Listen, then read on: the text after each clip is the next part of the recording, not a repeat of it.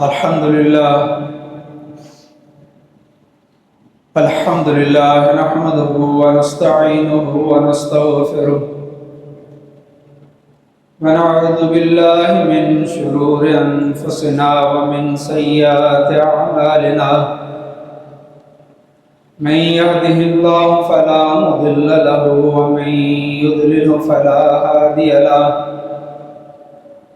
وأشهد أن لا إله إلا الله وحده لا شريك له وأشهد أن محمدا عبده ورسوله أما بعد فإن خير الحديث كتاب الله وخير الهدي هدي محمد صلى الله عليه وآله وسلم وشر الأمور محدثاتها وكل محدثة بدعة وكل بدعة ضلالة وكل ضلالة في النار ومن يطع الله ورسوله فقد رشد واهتدى ومن يعص الله ورسوله فقد ضل وغوى رب اشرح لي صدري ويسر لي أمري واحلل عقدة من لساني يفقهوا قولي اللهم انفعني بما علمتني وعلمني ما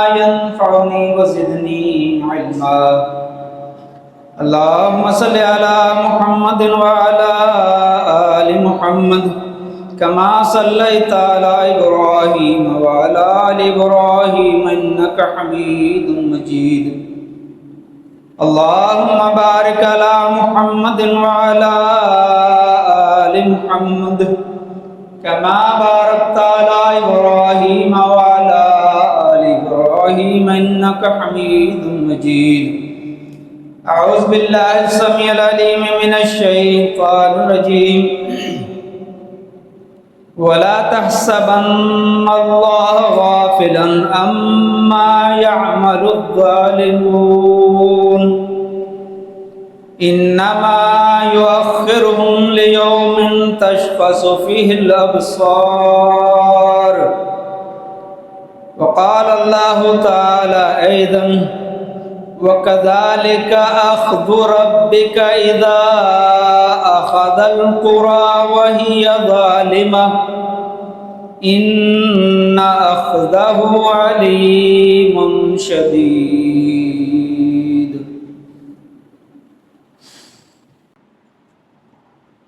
ہر قسم کی حمد و ثنا، تسبیح و تحلیل، تعریف و تمجید، بڑائی، کبریائی، پاکیزہ کلمات اللہ وحدہ لا شریک کے لیے جو اس پوری کائنات کا خالق، مالک، رازق، داتا کل ہے۔ اس کے بعد بے شمار انگنت ہدیہ درود و سلام سید الاولین، سید الانبیاء، امام الانبیاء، رہبر اعظم، مرشد اعظم صلی اللہ علیہ وآلہ وسلم کی ذات گرامی پر۔ معزز سامعین کرام، دوستوں، بزرگوں، قابل قدر ماں اور بہنوں، قرآن کریم کے دو مقامات سے تلاوت کی گئی ہیں۔ پہلی آیت کا تعلق سورہ ابراہیم سے ہے، دوسری کا سورہ ہود سے ہے۔ اللہ تعالیٰ ارشاد فرما رہے ہیں وَلَا تَحْسَبَنَّ اللَّهَ غَافِلًا عَمَّا يَعْمَلُ الظَّالِمُونَ، یہ گمان مت کیجئے کہ اللہ تعالیٰ غافل ہے جو کچھ ظالم کر رہے ہیں۔ ظالم جو ظلم کرتا ہے اللہ اس سے ہرگز غافل نہیں ہے۔ انما یؤخرہم لیوم تشخص فیہ الابصار، یہ اس کی رحمت ہے، اس کا فضل ہے کہ وہ اس دن کے لیے اس کو مؤخر کر رہا ہے، مہلت دے رہا ہے۔ تشخص فیہ الابصار، جس دن آنکھیں کھلی کی کھلی رہ جائیں گی۔ دوسری جگہ فرمایا سورہ ہود کے اندر وَكَذَلِكَ أَخْذُ رَبِّكَ إِذَا أَخَذَ الْقُرَىٰ وَهِيَ ظَالِمَةٌ، یہ تیرے رب کی پکڑ ہے جب اس نے بستی والوں کو پکڑا جب وہ ظلم کر رہے تھے۔ اِنَّ أَخْذَهُ، بے شک اس کی پکڑ، اس کی گرفت علیم شدید، بہت دردناک ہے اور بہت سخت ہے۔ ان دونوں آیتوں سے آپ نے جو میں موضوع بیان کرنا چاہتا ہوں سمجھ لیا ہوگا، وہ ہے ظلم کی مذمت۔ ظلم کیا ہے؟ عربی میں ظلم وضع شیء فی غیر محلہ، کسی چیز کو اس کی جگہ سے، اصل جگہ سے ہٹا کر دوسری جگہ پر رکھ دینے کو ظلم کہتے ہیں۔ مثال سے آپ اس طرح سمجھ سکتے ہیں کہ یہ موبائل میرا ہے، میں اس کا مالک ہوں، میں نے خریدا ہے۔ کوئی آدمی آیا اور زبردستی یہ موبائل مجھ سے چھین کر میری جیب سے نکال کر اپنی جیب میں رکھ لے تو یہ ظلم ہے۔ چیز میری تھی، قبضہ دوسرے نے کر لیا ہے، چیز میری تھی، جیب دوسرے پہ چلا گیا ہے، یہ بھی ایک ظلم کا مفہوم ہے، معنی ہے۔ ویسے ظلم کی کئی شکلیں ہیں، کئی انواع ہیں، کئی صورتیں ہیں۔ ایک ظلم تو اللہ کے ساتھ ظلم کرنا ہے، جس کو قرآن نے جس کی وضاحت کی ہے، اور وہ ہے شرک۔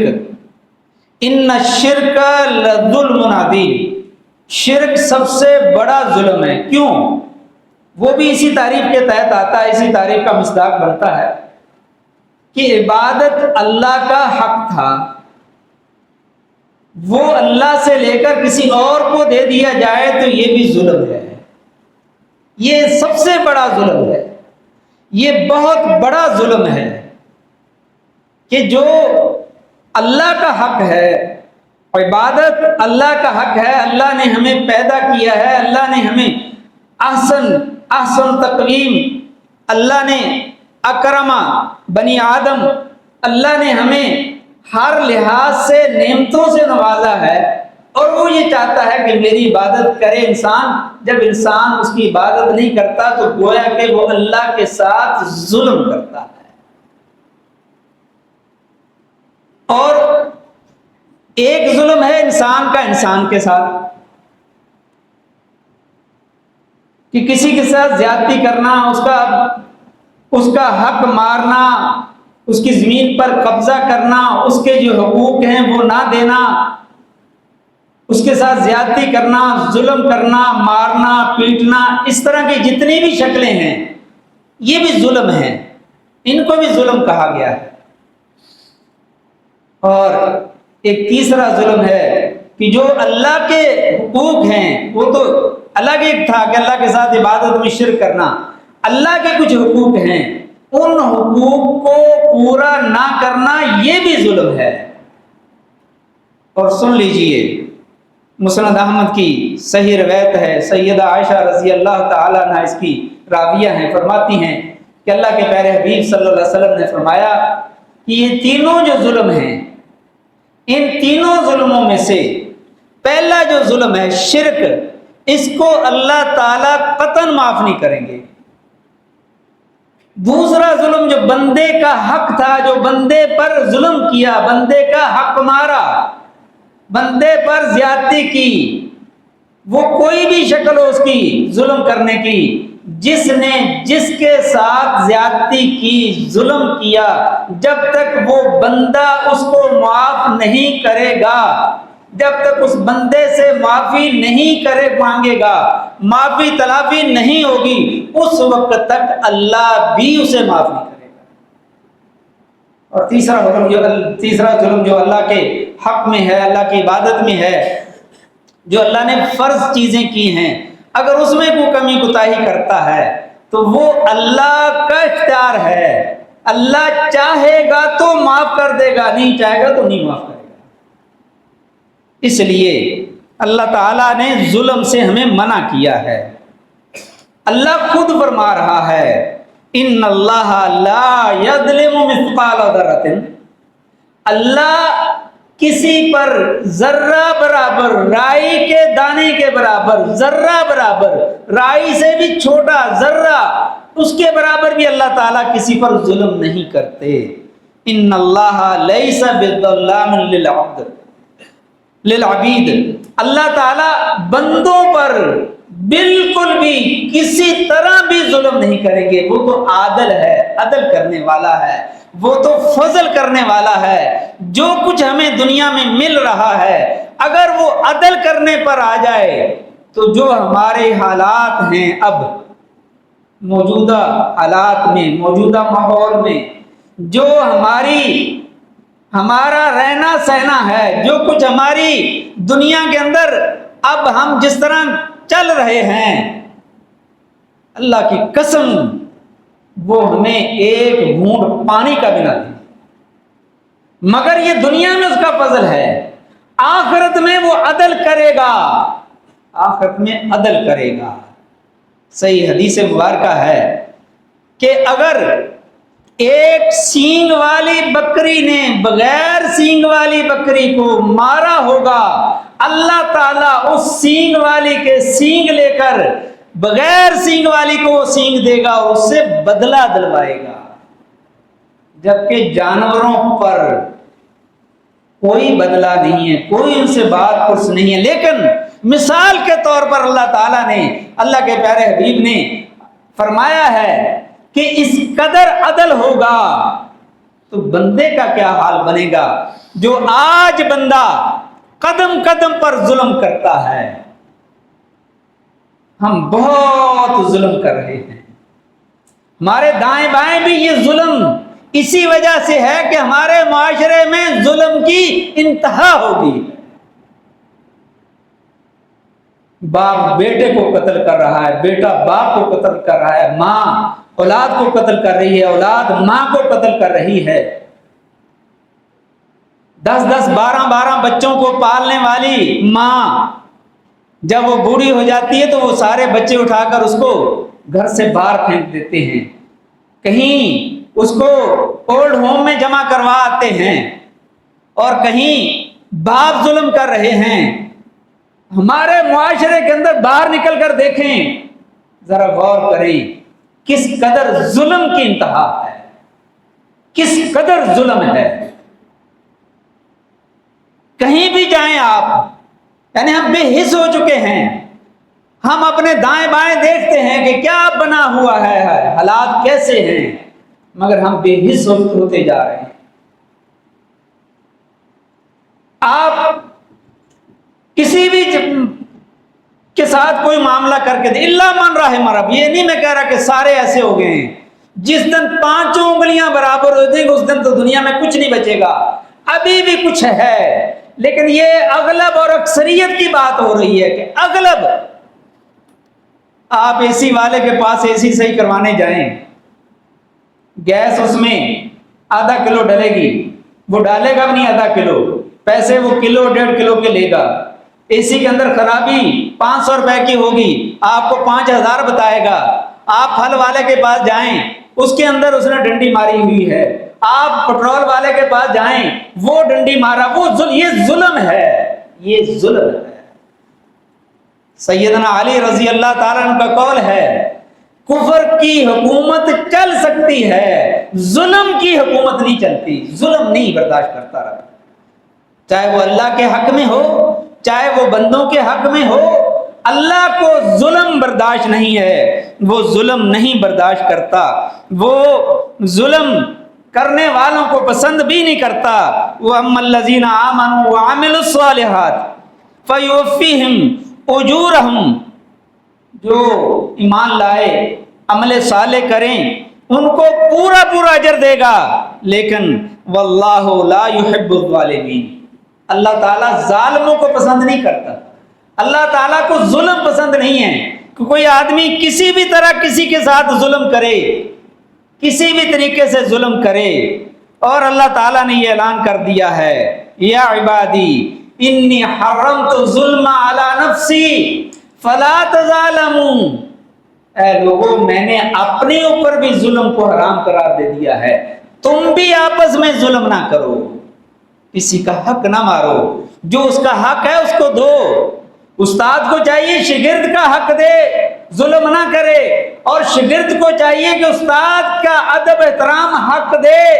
ماں باپ کو چاہیے اولاد کو چاہیے ماں باپ کو فیکٹری کا مالک ہے وہ اپنے ورکرز کے اوپر ظلم نہ کرے، ان سے کام زیادہ لے، تنخواہ کم دے، اور پھر ان کو ذلیل بھی کرے اور ان کی بےزتی بھی کرے، یہ ظلم ہے۔ ہم سمجھتے ہیں میں اب سیٹ پر ہوں، مجھے کون پوچھے گا؟ پوچھنے والا ہے، اس نے تو بتا دیا ہے کہ میں ظلم نہیں برداشت کرتا، ظلم نہیں معاف ہوتا، ظلم کو میں نہیں چھوڑوں گا۔ ہم بھول جاتے ہیں، ہم فرعون بن جاتے ہیں۔ ہم جب ہمارے پاس کسی بھی قسم کی کوئی صلاحیت آتی ہے تو ہم بھول جاتے ہیں کہ ہمیں کوئی پوچھنے والا بھی ہے، ہمیں کوئی دیکھنے والا بھی ہے۔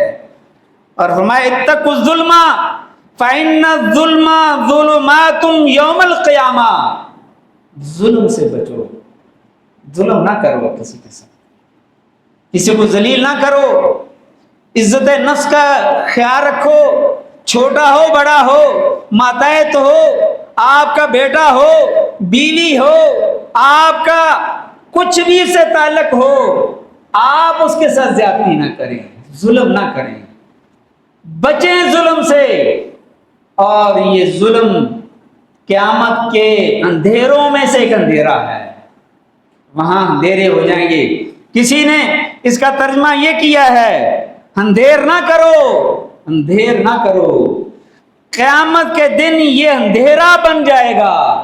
اندھیر نہ کرو، ظلم نہ کرو، زیادتی نہ کرو کسی کے ساتھ، کسی کا حق نہ مارو، کسی کی دل آزاری نہ کرو، کسی کو دکھ نہ دو، کسی کو تکلیف نہ دو، نہ زبان سے، نہ اپنے رویے سے، نہ اپنے کردار سے، نہ اپنی گفتار سے، نہ اپنے عمل سے، کسی طرح میں کسی کے ساتھ زیادتی نہ کرو، ظلم نہ کرو، ظلم سے بچو۔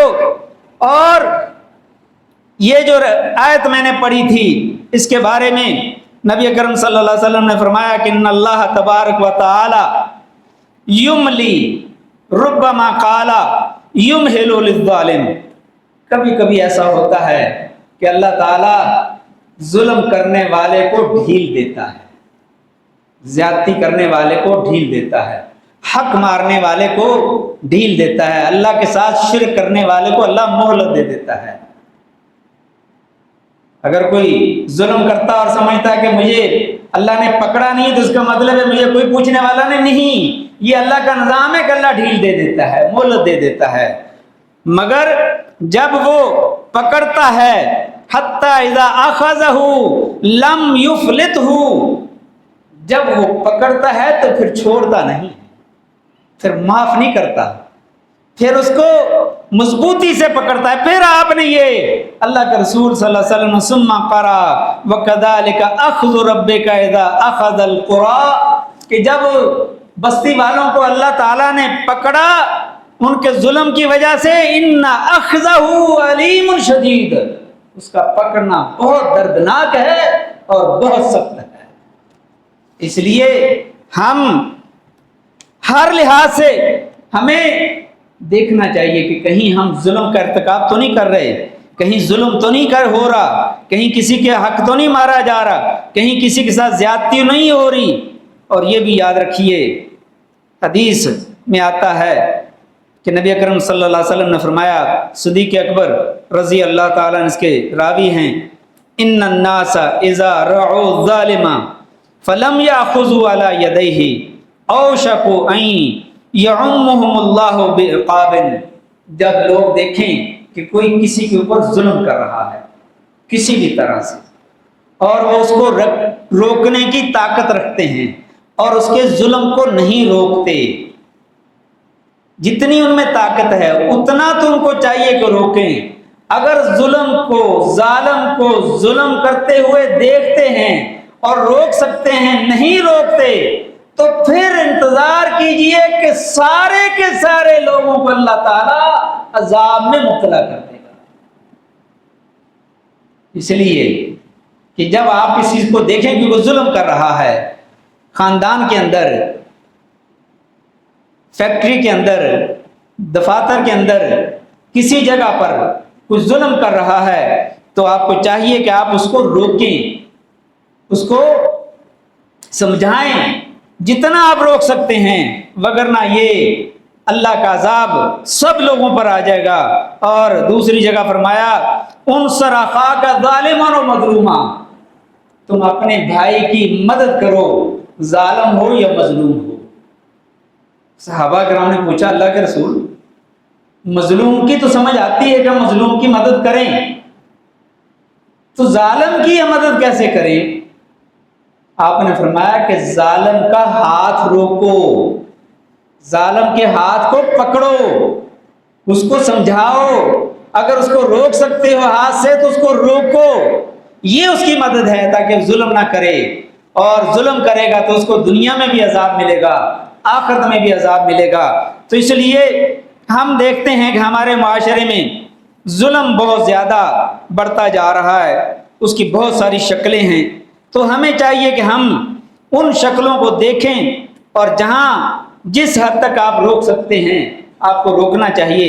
یہ جو میں نے حدیث مبارکہ پڑھی ہے، اس کے شروع میں یہی لکھا ہے، جس میں یہ ہے کہ اگر ظلم ہوتا ہوا دیکھتے ہو، روکتے نہیں ہو، تو ساروں کے اوپر اس کا عذاب آ سکتا ہے۔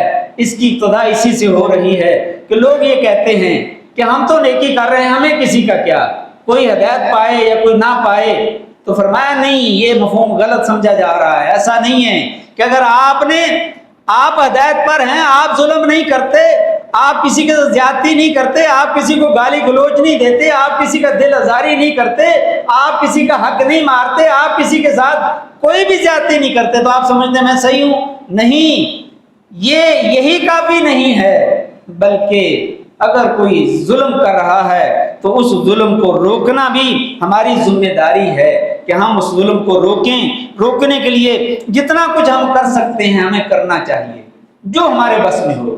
انسان اسی چیز کی اس کی مسئولیت ہے جتنی اس کی ذمہ داری ہے، اور خود بچنا چاہیے۔ اور یہ معاشرے کے اندر بھلائی اسی طرح آتی ہے کہ ایک ایک بندہ اپنی اپنی جگہ پر جہاں جہاں کہیں زیادتی ہو رہی ہے تو اس کو چاہیے کہ اس کو روکے، اس کو روکنا چاہیے۔ اور فوراً اگر انسان خود اپنی کوئی غلطی کرتا ہے، کوئی گناہ کرتا ہے، تو اللہ کے سامنے گڑ گڑانا چاہیے اور اللہ سے معافی مانگنی چاہیے۔ جس طرح آدم علیہ السلام اور حوا علیہ السلام سے غلطی ہوئی تھی تو انہوں نے فوراً کہا تھا ربنا ظلمنا انفسنا وان لم تغفر لنا وترحمنا لنکونن من الخاسرین۔ سیدنا یونس سے غلطی ہوئی تھی تو انہوں نے فوراً کہا تھا لا الہ الا انت سبحانک انی کنت من الظالمین۔ فوراً کہ یہ دیکھیں، یہ سارا ظلم کا لفظ استعمال ہو رہا ہے کہ گناہ بھی ظلم ہے، اللہ کی نافرمانی بھی ظلم ہے۔ اگر وہ ظلم ہو جائے تو انسان کو خود اللہ سے مغفرت مانگنی چاہیے، اگر کوئی دوسرا ظلم کر رہا ہے تو پھر اس کا ہاتھ روکنا چاہیے، اس کو سمجھانا چاہیے۔ اور سیدنا ابوبکر صدیق رضی اللہ تعالیٰ عنہ نے پوچھا تھا اللہ کے رسول صلی اللہ علیہ وسلم سے کہ آپ مجھے کوئی دعا بتائیے جو میں نماز میں پڑھا کروں، تو آپ نے یہی فرمایا تھا اللہم انی ظلمت نفسی ظلما کثیرا۔ ان کے پاس تو شاید اتنا نہیں تھا، ہم یہ کہہ سکتے ہیں کہ ہم تو اتنے ظلم کرتے ہیں اپنے نفس پر کہ بے حساب۔ تو یہ دعا مانگتے رہنا چاہیے اللہم انی ظلمت نفسی ظلما کثیرا ولا یغفر الذنوب الا انت فاغفر لی مغفرۃ من عندک وارحمنی انک انت الغفور الرحیم۔ تو ان تعلیمات کے اوپر ہمیں عمل کرنا چاہیے۔ اور اسی طرح جو ظلم آپ دیکھ رہے ہیں کہ کفار مسلمانوں پر کر رہے ہیں، حد درجے کا ظلم ہے فلسطین کے اندر، اس سے پہلے شام کے اندر ہو رہا تھا، کشمیر کے اندر کب سے ہو رہا ہے، مسلمانوں کے اوپر ظلم ہے۔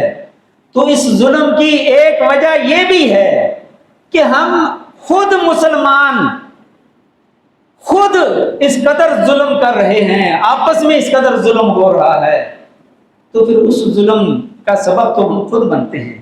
اللہ جب ناراض ہوتا ہے تو اسی طرح اس کا اظہار ہوتا ہے۔ تو ہم ایک طرف تو یہ کہہ رہے ہیں کہ ان کے اوپر ظلم ہو رہا ہے، اور ادھر ہم ان کی عادات، ان کے اطوار، ان کی تمام چیزوں کو ہم آج مسلمان اپنائے ہوئے ہیں۔ ہماری شادی بیاہ غمی خوشی کے اندر ہم کیا طریقہ اختیار کرتے ہیں، کن کا طریقہ اختیار کرتے ہیں؟ اسلام کا، قرآن و حدیث کا، الا من رحم رب، سب کے سب ہمارے وہ اعمال شادی میں، بیاہ میں، خوشی میں، غمی میں، یا ہندوانہ ہیں یا عیسائیوں کے ہیں یا یہودیوں کے ہیں۔ اور اسی طرح ہمارے اندر ایک بہت بڑی بیماری چلی ہوئی ہے، یہ برتھ ڈے منانے والی۔ ادھر ہم اذان سے ابتدا کر رہے ہوتے ہیں، حقیقہ کر رہے ہوتے ہیں، سال ہوتا ہے تو بچے کی برتھ ڈے بنا رہے ہیں۔ برتھ ڈے بنانا کس کا کام ہے؟ یہ کن کا وطیرہ ہے؟ یہ کن کی عادت ہے؟ وہاں کہاں جاتی ہے ہماری مسلمانی؟ وہاں سب لگے ہوتے ہیں کہ اگر اس کو میں نے وش نہ کیا، اگر اس کو میں نے گفٹ نہ دیا، اگر میں نے اس کو تحفہ نہ دیا، اگر میں نے اس کی برتھ ڈے نہ منائی تو وہ ناراض ہو جائے گا۔ کس کو ناراض کر رہے ہو؟ کس کو خوش کر رہے ہو؟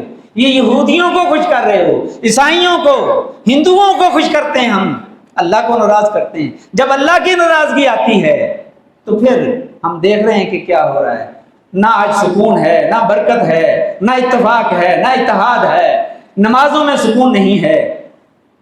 بڑے افسوس سے کہنا پڑتا ہے، یہ تجربے کی بات ہے۔ میں نے ایک دن مغرب کی نماز یہاں پڑھی اور پڑھنے کے بعد میں نے پوچھا، حالانکہ طالب علم حافظ قرآن، ان سے پوچھا بتائیے کہ ابھی امام صاحب نے مغرب کی پہلی رکعت میں کون سی سورت پڑھی؟ کچھ جواب نہیں، کسی کو پتہ نہیں۔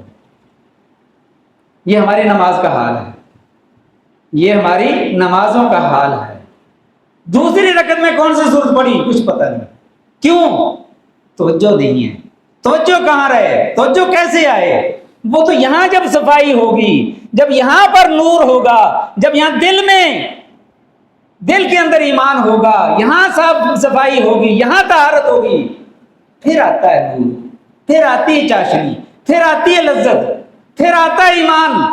جب یہاں پر اندھیرے ہیں، ظلم ہے، زیادتیاں ہیں، پتہ نہیں کیا کچھ ہے، ہم نام اسلام کا لیتے ہیں لیکن اسلام کا عمل کوسوں دور ہیں۔ اور کچھ سمجھتے ہیں ہم نماز پڑھ لی، روزہ رکھ لیا، اسلام پر عمل کر لیا۔ اسلام یہ نہیں ہے جو ہم آج سمجھ بیٹھے ہیں کہ اسلام صرف نماز روزے کا نام ہے۔ اسلام تو مکمل ترین نظام حیات ہے، ضابطہ حیات ہے۔ آپ کی زندگی کا ایک ایک لمحہ قرآن و سنت کے مطابق ہو، اسلام تو یہ ہے، وہ ہے نہیں۔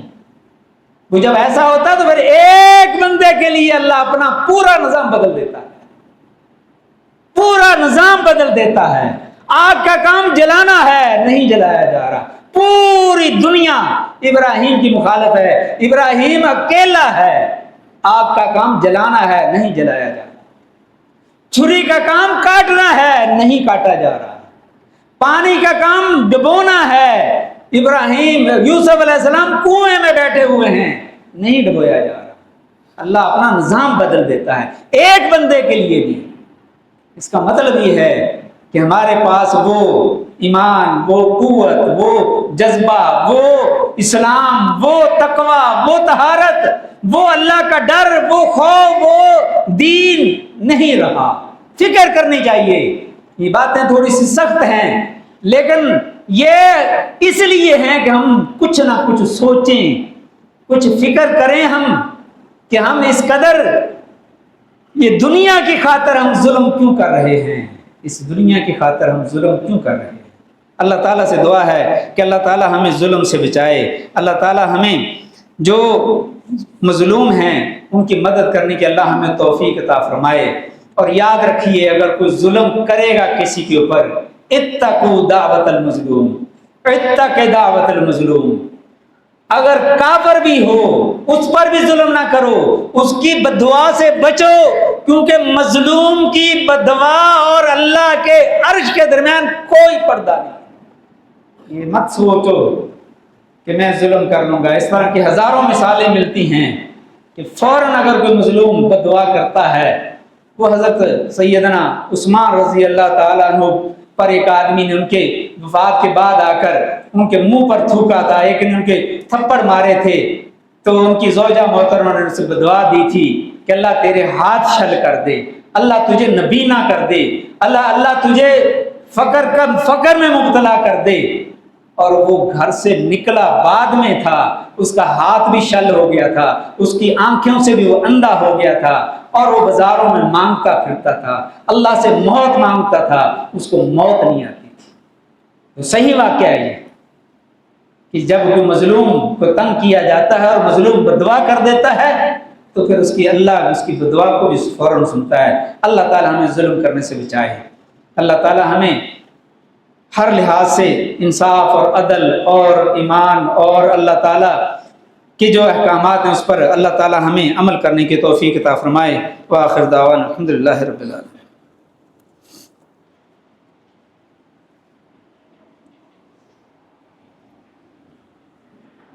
الحمدللہ رب العالمین والعاقبۃ للمتقین والصلاة والسلام علی رسولہ الکریم، اما بعد فإن خیر الحدیث کتاب اللہ وخیر الحدی حدی محمد صلی اللہ علیہ وآلہ وسلم وشر الامور محدثاتها وكل محدثۃ بدعہ وكل بدعۃ ضلالہ وكل ضلالۃ فی النار۔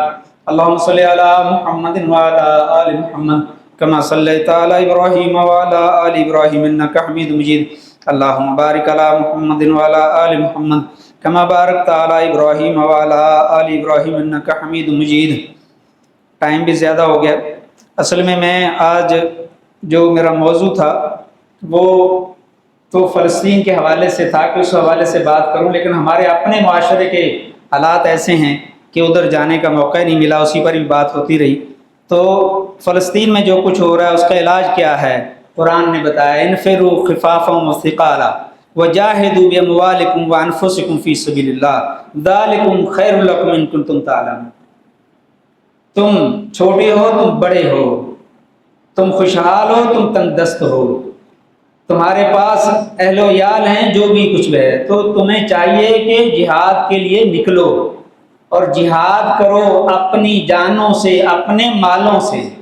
تو اب یہ وقت ہے کہ ہمیں، اگر ہم وہاں نہیں جا سکتے کیونکہ جہاد تو حکومت کے تحت ہوتا ہے، ہم حکومت کو کہہ سکتے ہیں، حکومت سے ہم یہ مطالبہ کرتے ہیں، یہ سارا گناہ حکومت کے اوپر ہے، لیکن ہمیں تیار رہنا چاہیے دلی طور پر کہ اگر موقع ملتا ہے، اگر حکومت اجازت دیتی ہے تو ہم وہاں جا کر اپنے مسلمان بھائیوں کی مدد کے لیے ہم ذہنی طور پر، دلی طور پر تیار رہیں۔